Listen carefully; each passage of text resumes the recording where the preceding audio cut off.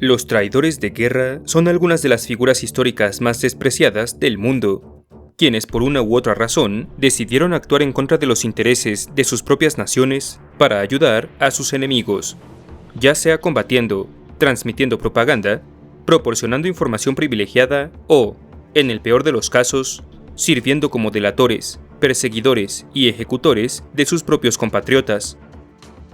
Así pues, como es de esperarse, la Segunda Guerra Mundial no se vio exenta de la presencia de este tipo de personajes, quienes, para el caso de los aliados, colaboraron en secreto con las fuerzas de Alemania, Japón e Italia, huyendo hacia territorio enemigo para realizar sus planes con impunidad, o bien trabajando desde sus propios países como agentes dobles. Pero, ¿sabes de quiénes estoy hablando? Bienvenido a La Armería, mi nombre es Carlos Sánchez, y hoy conocerás a los 10 peores traidores aliados de la Segunda Guerra Mundial. Número 10. John Emery. Un fallido productor de cine británico que, en 1936, y después de declararse en bancarrota en su país natal, se mudó a Francia para colaborar desde ahí con el gobierno de Francisco Franco en España como contrabandista de armas. Férreamente anticomunista e identificado con el movimiento nacionalsocialista de la Alemania de aquella época, Emery se mudó al país teutón en 1942, en donde rápidamente se convirtió en el fundador de la Legión Antibolchevique Británica de la Waffen-SS, también conocida como el Cuerpo Voluntario Británico, y compuesta en su totalidad de prisioneros de guerra ingleses y de la Mancomunidad de Naciones. Autor también de diversas transmisiones propagandísticas, que buscaban atraer la atención de la juventud británica para unirse a la lucha alemana contra la Unión Soviética, Emery fue capturado en Italia en abril de 1945, juzgado en Londres por alta traición y sentenciado a la horca ese mismo año. Número 9. Frederick Duquesne. Un ciudadano estadounidense de origen sudafricano que, desde la Primera Guerra Mundial, actuó como agente doble y líder de espionaje para el Imperio Alemán, saboteando y destruyendo buques mercantes ingleses en Sudamérica. Multifacético, políglota y con un don natural para engañar y manipular a las personas, Duquesne escapó de prisión varias veces y asumió diversas identidades hasta 1932, año en que el FBI le perdió por completo la pista, para finalmente convertirse en líder del mayor círculo alemán de espías que operó en Estados Unidos durante la Segunda Guerra Mundial. Establecido en Nueva York y responsable de entregar a Alemania diversos diagramas del fusil M1 Garand, así como planos de tanques, botes y lanzagranadas desarrollados en el país norteamericano, Duquesne finalmente fue capturado junto a sus 32 espías el 28 de junio de 1941, aunque liberado en 1954 debido a su deteriorada salud. Murió en 1956. Número 8. Semyon Bychkov. Un consumado piloto de origen ruso que, después de haber acumulado 60 combates aéreos y 17 aviones alemanes derribados, recibió el título de Héroe de la Unión Soviética en 1943, después de lo cual, sin embargo, fue derribado por el fuego antiaéreo alemán en diciembre de ese mismo año. Capturado por sus enemigos y enviado a un campo para prisioneros en Polonia, Bychkov aceptó colaborar con las fuerzas alemanas a partir de 1944, convirtiéndose en cofundador y comandante del primer regimiento aéreo del llamado Ejército de Liberación Ruso, un cuerpo militar adjunto a las fuerzas alemanas, pero integrado únicamente por prisioneros de guerra soviéticos. De esta manera, el antes héroe de la Unión Soviética y exportador de las órdenes de Lenin y del Listón Rojo, lideró bombardeos nocturnos contra sus compatriotas durante más de un año, hasta ser recapturado por el Ejército Rojo en 1945 y fusilado por traición en 1946. Número 7. Andrei Vlasov. Un general soviético que, durante la invasión alemana a su país, iniciada en 1941, lideró a sus tropas de manera efectiva contra el invasor. destacándose por su comando del 20º Ejército Soviético, que jugó un papel clave en la derrota de la Wehrmacht durante la Batalla de Moscú. Desafortunadamente, Vlasov sería capturado por las fuerzas alemanas un año después, mientras intentaba romper el sitio de Leningrado, para posteriormente ser internado en un campo de prisioneros, donde finalmente decidió cooperar con Alemania.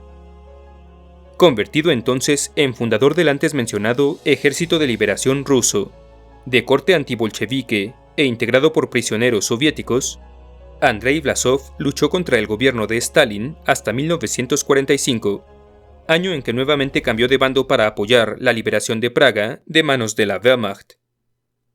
Capturado poco después por los soviéticos, el general fue juzgado por traición y sentenciado a la horca ese mismo año. Número 6. Harold Cole. Un criminal y estafador inglés que, tanto en su juventud como en su servicio militar, fue encarcelado varias veces por fraude, robo y allanamiento, la mayoría de las veces logrando escapar hasta ser recapturado. Sin embargo, su historial criminal fue más tarde pasado por alto gracias a su eficiencia como líder de la línea de escape Pat O'Leary en el norte de Francia, donde ayudaba a soldados aliados atrapados en aquella región a regresar a Inglaterra, hasta que fue sorprendido robando fondos de dicha organización. Escapando entonces antes de ser encarcelado, Harold Cole traicionó a los aliados en 1941, al entregar a la inteligencia alemana un informe detallado de las operaciones y agentes de la línea de escape, lo que resultó en la captura y ejecución de la mayoría de estos. Cambiando varias veces de identidad durante la guerra, afiliándose también a los ejércitos alemán y estadounidense en el transcurso de esta, aunque eventualmente enemistándose con todos ellos, Cole fue finalmente capturado por la inteligencia británica y encarcelado en 1945, de donde volvió a escapar, para finalmente ser abatido en un tiroteo con la policía de París en 1946. Número 5. Antonina Makarova. Una enfermera del ejército soviético que, después de quedar separada de su unidad en 1941 durante la Operación Barbarroja, fue reclutada por las fuerzas alemanas como verdugo en un campo de prisioneros en la localidad rusa de Lokot, en donde, al mando de una ametralladora, se le asignó la tarea de ejecutar prisioneros de guerra. Conocida como Tonka, la mujer de la ametralladora, entre prisioneros soviéticos y carceleros alemanes, Makarova fue la responsable directa, entre 1941 y 1943, de la ejecución de 1.500 de sus compatriotas, desde partisanos y soldados capturados hasta las familias enteras de estos. Relegada posteriormente a un hospital en la retaguardia alemana, después de descubrirse que era portadora de una enfermedad venérea, Antonina Makarova vivió como una respetada veterana en su natal Rusia desde el fin de la guerra y hasta 1978, año en que la KGB descubrió su pasado y la sentenció a ser fusilada. Número 4. Grigori Vasiura. Un teniente soviético de origen ucraniano que, después de ser capturado por las fuerzas alemanas en 1941, se ofreció como voluntario al servicio de la Waffen-SS y se convirtió en líder de varias operaciones punitivas contra partisanos soviéticos en las actuales Bielorrusia y Ucrania. Durante este periodo, Vasiura dirigió decenas de ataques y ejecuciones de civiles que presuntamente escondían a combatientes del Ejército Rojo, siendo la masacre de Hatyn la más conocida de todas, en la que él personalmente ordenó la quema de un granero donde se escondían 149 civiles, entre ellos 75 niños. Ocultando su oscuro pasado al final de la guerra, Grigori Vasiura vivió como un respetado veterano y exitoso granjero hasta 1985, cuando exigió la orden de la guerra patriótica al gobierno de su país, lo que llevó a una investigación sobre su pasado y al descubrimiento de sus crímenes de guerra, siendo fusilado por traición en 1987. Número 3. Philippe Pétain.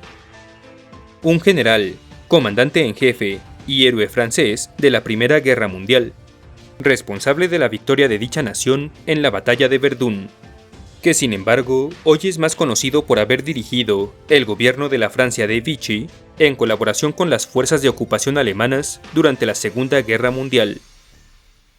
Responsable de firmar los términos de la rendición de su país y de tomar las riendas de este en 1940, Pétain colaboró directa y voluntariamente con la política antisemita del gobierno alemán, promulgando diversas leyes de persecución contra la población judía de Francia y combatiendo activamente contra la resistencia de su nación en el norte, en ambos casos mediante el despliegue de milicias que más tarde serían acusadas de varias atrocidades.